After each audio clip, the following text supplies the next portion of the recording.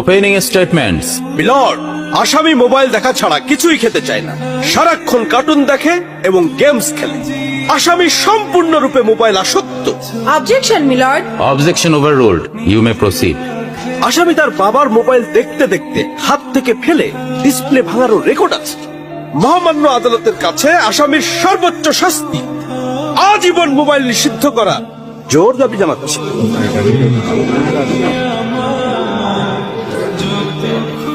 Order, order.